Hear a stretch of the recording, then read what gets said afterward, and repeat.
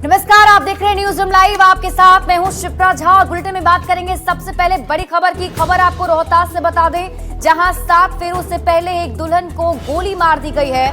बताया जा रहा है कि दुल्हन अपने पूरे परिवार के साथ मंदिर शादी करने जा रही थी और उससे पहले ही दुल्हन को गोली मारी गई है। अपराधी ने गाड़ी रुकवाकर दुल्हन के पिता को पहले गोली मारी। पिता को बचाने आई दुल्हन पर भी फायरिंग कर दी गई, जिससे पिता की मौत हो गई है, जबकि दुल्हन की हालत गंभीर बताई जा रही है। फिलहाल पुलिस की टीम ने मामला दर्ज कर आगे की कार्रवाई शुरू कर दी है। तो खबर आपको रोहतास से बता रहे हैं। रोहतास के विक्रमगंज का ये मामला बताया जा रहा है, जहां 7 फेरों से पहले दुल्हन को गोली मार दी गई। दुल्हन अपने पूरे परिवार के साथ शादी के लिए जा रही थी और तभी सबसे पहले गाड़ी रुकवाकर दुल्हन के पिता को गोली मारी गई और उसके बाद दुल्हन को भी गोली लगी है।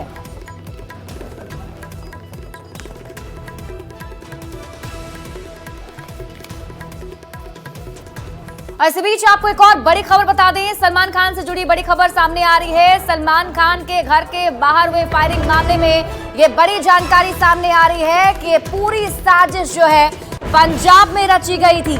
अनमोल बिश्नोई के आदेश पर शूटर भेजे गए थे। हथियार सप्लाई करने वाले भी हिरासत में ले लिए गए हैं। सोनू बिश्नोई और तपन से पूछताछ पुलिस की टीम कर रही है। पूछताछ में दोनों सप्लायर ने ये बड़ा खुलासा किया है कि पूरी साजिश पंजाब में रची गई थी। दोनों शूटर सागर पाल और विक्की गुप्ता ने अहम खुलासा किया है। अंकित नाम के व्यक्ति ने गन चलाने की दोनों को ट्रेनिंग दी थी, उन्होंने ये भी बताया है। और अंकित से दोनों की मुलाकात हरियाणा में हुई थी। लॉरेंस बिश्नोई गैंग से अंकित जुड़ा हुआ था। एक गैंग वॉर में अंकित की मौत हो चुकी है। तो सलमान खान फायरिंग मामले में ये बड़ा खुलासा हुआ है। संवाददाता अमित राय अधिक जानकारी के साथ जुड़े हुए हैं। अमित, क्या कुछ अपडेट इस पूरे मामले को और क्या कुछ खुलासा हुआ है? देखिए, 2 बड़े खुलासे हुए हैं। पहला बड़ा खुलासा ये है कि इस पूरे मामले की जो साजिश है वो पंजाब में रची गई थी। अनमोल बिश्नोई के आदेश पर पंजाब में पहले रची गई साजिश और फिर शूटरों को भेजा गया मुंबई। शूटरों को हथियार सप्लाई करने वाले सोनू चंदर और अनुज थापा, जिनकी गिरफ्तारी पंजाब से हुई है, उन्होंने क्राइम ब्रांच की पूछताछ में खुलासा किया है। और अनमोल बिश्नोई के कहने पर इन्होंने हथियार सप्लाई करने की बात भी कबूली। ये लोग मुंबई आए थे और पनवेल इलाके में जो है दोनों शूटरों को इन्होंने आके हथियार दिया और हथियार देके पंजाब लौट गए थे। दूसरा बड़ा खुलासा ये हुआ इस पूरे मामले में, जो 2 शूटर पकड़े गए सागर पाल और विक्की गुप्ता, उन्होंने ये खुलासा किया कि दोनों गन चलाने की ट्रेनिंग अंकित नामक व्यक्ति ने दी थी। अंकित ने दोनों गन चलाना सिखाया और दोनों की मुलाकात अंकित से हरियाणा में हुई थी। और जहां ये तीनों एक साथ लेबरिंग काम किया करते थे, जब ये तीनों कहीं बाहर जाते खाना खाने के लिए तो सारा खर्चा अंकित किया करता। तो जब सागर पाल विक्की ने पूछा कि इतने पैसे तुम्हारे पास कैसे आते हैं, तो क्योंकि तुम भी लेबरिंग का काम करते हो और हम भी करते हैं, तब अंकित ने बताया कि वो लॉरेंस बिश्नोई गैंग से जुड़ा हुआ है, उसे पैसे गैंग से मिलते हैं अपराध को अंजाम देने के लिए। इसके बाद सागर पाल और विक्की गुप्ता ने भी अंकित से कहा उसे भी लॉरेंस बिश्नोई गैंग से जोड़ा जाए ताकि वो भी पैसे कमा सके।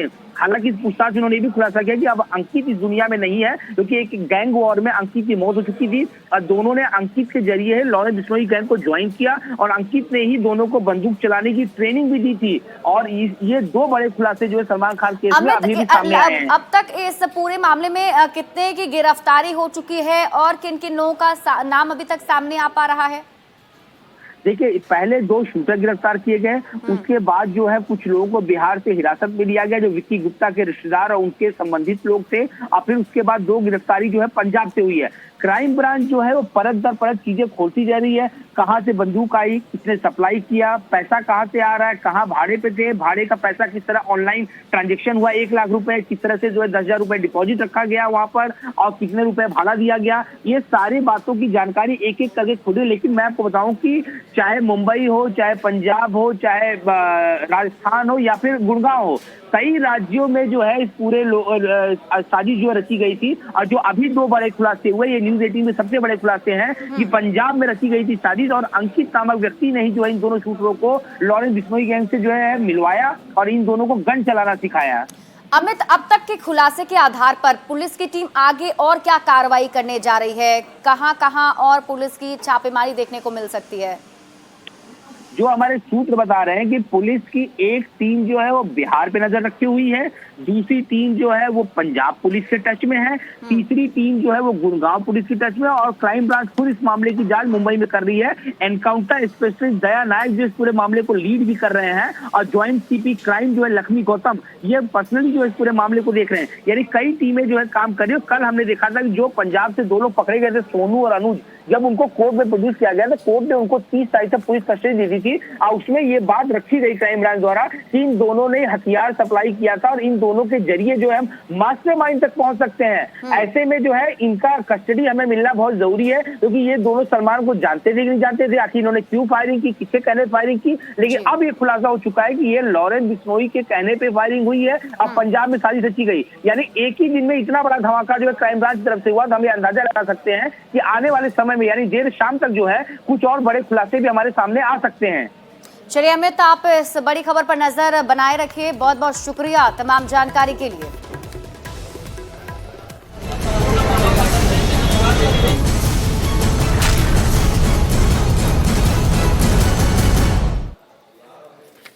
और अब खबर लोकसभा चुनाव से जुड़ी हुई।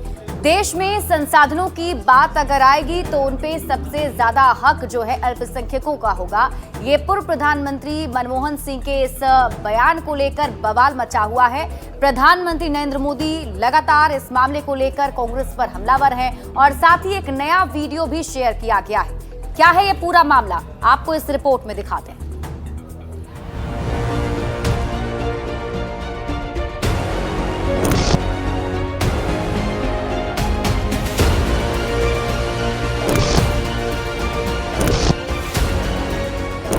लोकसभा चुनाव में हिंदू मुसलमान का मुद्दा एक बार फिर सिर चढ़कर बोल रहा है, क्योंकि कांग्रेस के घोषणा पत्र का जब बीजेपी ने एक्सरे किया तो मुस्लिम आरक्षण और तुष्टीकरण की सियासत हावी हो गई।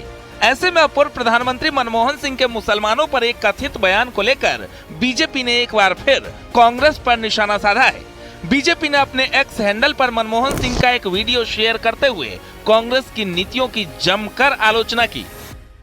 I said minorities, particularly the Muslim minorities, if they are poor, they have prior claims on the resources of the country. I used the word all for all minorities, and I added for mayor, particularly Muslim minorities, if they are poor, they have a prior right on the resources of the country. I stand by that. BJP ने इस video को post करते हुए इसके साथ लंबा चौड़ा message भी लिखा है। पार्टी ने दावा किया है कि ये वीडियो 2009 का है और इसमें तत्कालीन प्रधानमंत्री मनमोहन सिंह देश के संसाधनों पर मुस्लिमों का पहला हक होने की बात कह रहे हैं। वीडियो पर बीजेपी ने कहा, हमारे दावे गलत नहीं है, मुसलमानों को हर मामले में तरजीह देना कांग्रेस की स्पष्ट नीति का सबूत है। वीडियो में मनमोहन सिंह कह रहे हैं कि जब कभी भी देश के संसाधनों की बात आती है तो अल्पसंख्यकों विशेषकर गरीब मुसलमानों का हक सबसे पहले होना चाहिए। गरीब मुसलमानों को देश के संसाधनों में प्राथमिकता मिलनी चाहिए। यहाँ तक कि पीएम मोदी ने भी देश के संसाधनों को लेकर पूर्व प्रधानमंत्री मनमोहन सिंह के बयान का जिक्र किया है। उन्होंने कहा कि मनमोहन सिंह का एक और पुराना वीडियो सामने आया है जिस पर कांग्रेस को अब सांप सूंघ गया है। साथियों, इन्होंने यहां तक झूठ फैलाया कि अभी डॉक्टर मनमोहन जी ने ऐसा कहा ही नहीं था कि देश के संसाधनों पर पहला हक मुसलमानों का है। लेकिन साथियों, आज डॉक्टर मनमोहन सिंह जी का एक और पुराना वीडियो सामने आया है जिसमें फिर से वो वही कह रहे हैं कि देश के संसाधनों पर पहला हक मुसलमानों का है। अब इस मुद्दे पर बीजेपी अध्यक्ष जेपी नड्डा के साथ तमाम बीजेपी के बड़े नेताओं का भी बयान सामने आया है। जेपी नड्डा ने कांग्रेस की मंशा पर सवाल उठाए। उन्होंने कहा कि कांग्रेस की मंशा एससी, एसटी, ओबीसी के अधिकारों को छीनकर मुसलमानों को देने की है। कांग्रेस की एससी, एसटी और ओबीसी के अधिकारों पर डाका डालने की यह आदत बहुत पुरानी है। यहां तक कि बाबा साहब भीमराव अंबेडकर ने 27 अक्टूबर 1951 को कहा था कि पिछले 20 वर्षों में पंडित नेहरू ने 2000 भाषण दिए हैं, लेकिन उन्होंने एक बार भी अनुसूचित जाति के कल्याण के बारे में बात नहीं की है। इससे आप अंदाजा लगा सकते हैं कि कांग्रेस पार्टी को हमारे लोगों के प्रति कितनी सहानुभूति। और कांग्रेस और उसके सहयोगी दल देश के राजनीति का तालिबानीकरण करने के पर उतारू हो रखे हैं। देश के अंदर माओवादी दुष्प्रवृत्ति को जबरन थोपने का प्रयास कर रहे हैं और पर्सनल कानून के नाम पर देश की महिलाओं का अपमान करने का प्रयास कर रहे हैं और लोगों की संपत्ति पर जो इनकी कुदृष्टि लगी हुई है, इसलिए ये मुद्दे आए हैं जो आज के परिप्रेक्ष्य में रिलेवेंट हैं। यानी खास धर्म के लिए कांग्रेस का सॉफ्ट कॉर्नर चुनाव के दूसरे चरण के बाद ही बीजेपी सामने ला चुकी है और बता रही है कैसे देश के संसाधनों के बंदरबाट की साजिश की जा रही है, कैसे मुसलमानों के लिए कांग्रेस तुष्टीकरण की राजनीति कर रही है। Bureau report, news 18।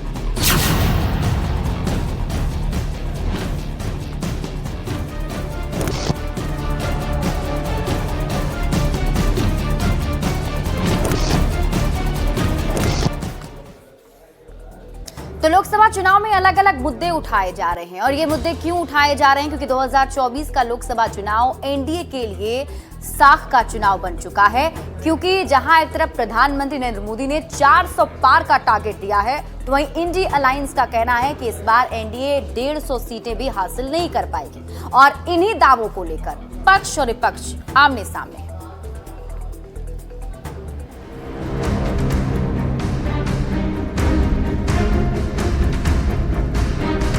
कांग्रेस उनके चरणों में देने का मन बना करके बैठी है। अब जैसे ही मैंने ये देश के एक्सरे की बात की, वो नरेंद्र मोदी कांपने लग गया। शाही परिवार के शहजादे बढ़ चढ़ करके कह रहे हैं अब आपकी संपत्ति का एक्सरे होगा, एक्सरे। लोकतंत्र के महासमर का ये बदला हुआ मौसम है। गर्मी का पारा चढ़ रहा है तो सियासत उसके समानांतर चल रही है।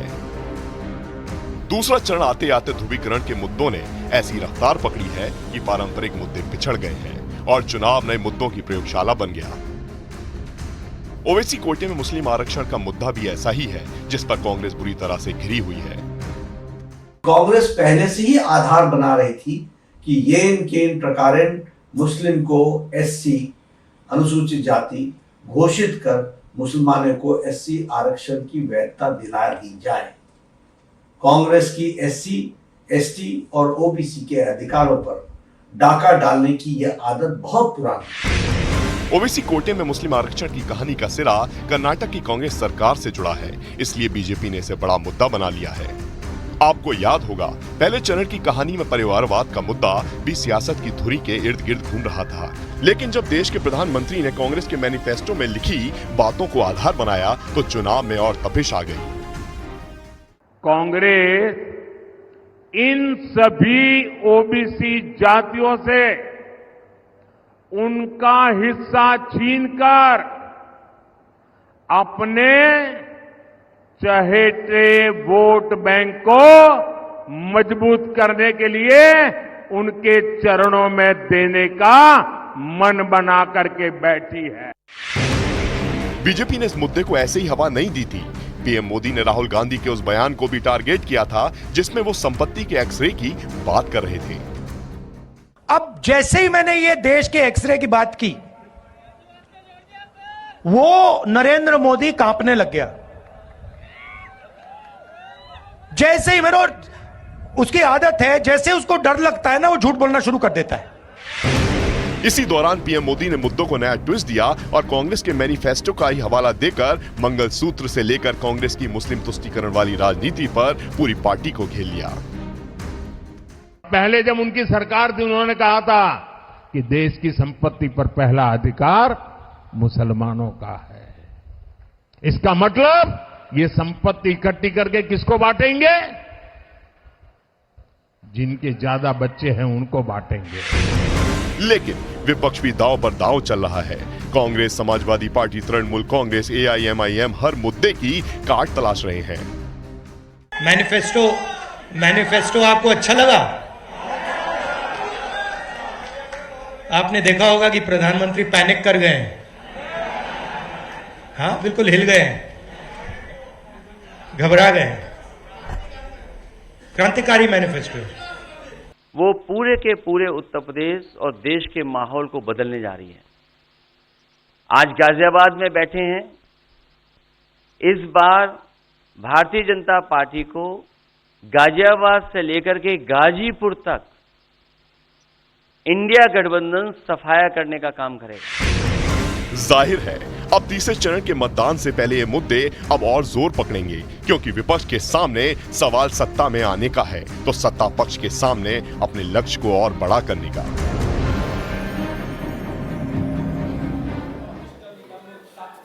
और यहाँ रुक रहे एक छोटे से ब्रेक के लिए, कुछ और खबरों के साथ जल्दी वापस लौटते हैं।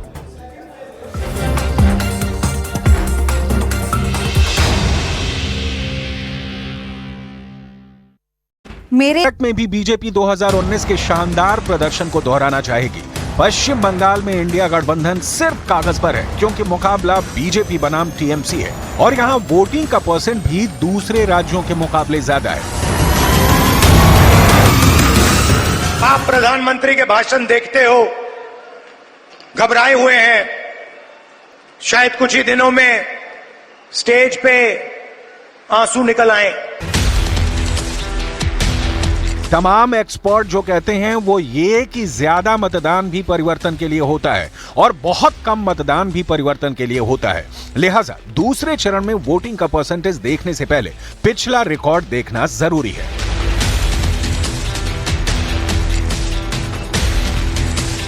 दो 2014 के चुनाव में दूसरे दौर में 67.3% वोटिंग हुई थी। 2019 के चुनाव में 70.1% मतदान हुआ था और 2024 में 61% मतदान हुआ। 88 सीटों पर हुए मतदान का अगले चरण पर क्या असर होता है, फिलहाल ये बताना असंभव है। बहरहाल चुनावी संग्राम सीटों को देखें तो बहुत दूरी तय कर चुका है, लेकिन फेज के हिसाब से अभी आधे रास्ते भी नहीं पहुंचा। लिहाजा 4 जून के इंतजार के अलावा पक्ष विपक्ष की बस दलीलें हैं, जिनकी जीत के अपने अपने दावे हैं। लोकसभा चुनाव के दूसरे चरण में जहां वोटिंग हुई, वहां बीजेपी का स्ट्रांग होल्ड है। 2019 के चुनाव में इन 88 में से 50 सीटों पर बीजेपी उम्मीदवारों को जीत मिली थी, जबकि 8 सीटों पर राष्ट्रीय जनतांत्रिक गठबंधन यानी एनडीए के सहयोगी दलों के उम्मीदवार जीते थे। इंडिया गठबंधन की अगुवाई कर रही कांग्रेस ने 21 सीटें जीती थी और अन्य के खाते में 9 सीटें आई थी। फाइट टाइट है और फैसला ईवीएम में कैद है। 4 जून को 400 पार होगा या रिजल्ट कुछ और होगा, बस इसी का इंतजार है।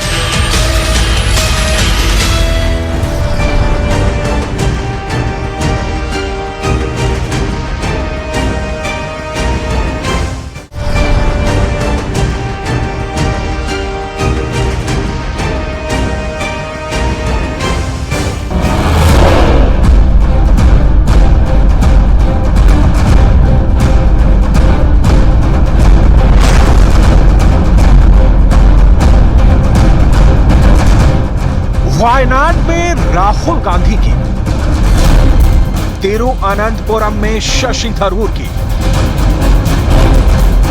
जोधपुर में केंद्रीय मंत्री गजेंद्र सिंह शेखावत की, मथुरा में हेमा मालिनी की, मेरठ में अरुण गोविल की, झालावाड़ में वसुंधरा राजे के बेटे दुष्यंत सिंह की, जालौर में अशोक गहलोत के बेटे वैभव गहलोत की,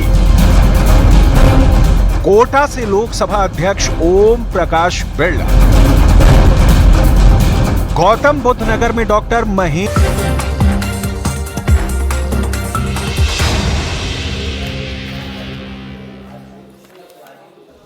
ब्रेक के बाद एक बार फिर से आप सभी का स्वागत है। इसी बीच आपको बड़ी खबर बेगूसराय से बता दें, जहां भीषण सड़क हादसा हुआ है। 2 बाइक की टक्कर हो गई और इस टक्कर के बाद आग लग गई, जिसमें 3 लोग जिंदा जल गए हैं, जिसमें से बताया जा रहा है कि 2 की घटनास्थल पर ही मौत हो गई। इलाज के दौरान तीसरे व्यक्ति की भी मौत की खबर मिल रही है। कुंड ढाला गौतम धाम के पास ये हादसा हुआ है। तो बेगूसराय से आपको इस वक्त की बड़ी खबर बता रहे हैं। तस्वीरें हम आपको दिखा भी नहीं सकते, इसलिए देखिए हम ब्लर करके आपको तस्वीर आपके टीवी स्क्रीन पर दिखा रहे हैं। इस अगलगी में 2 लोग जो थे वो घटनास्थल पर ही उनकी मौत हो गई, उसमें जिंदा जल गए। तीसरे की मौत जो है वो इलाज के दौरान हो गई। बताया जा रहा है कि 2 बाइक की आमने सामने की टक्कर हो गई और टक्कर होने के बाद आग लग गई, जो तस्वीरों में आप देख भी पा रहे होंगे। और इसमें बाइक सवार 3 लोग जिंदा जल गए। 2 की घटनास्थल पर ही मौत हो गई और इलाज के दौरान तीसरे की भी मौत हो गई। बेगूसराय के खमहार जगह स्थित ये भयानक। और यहाँ रुक रहे एक और छोटे से ब्रेक के लिए, जल्द लौटते हैं वापस।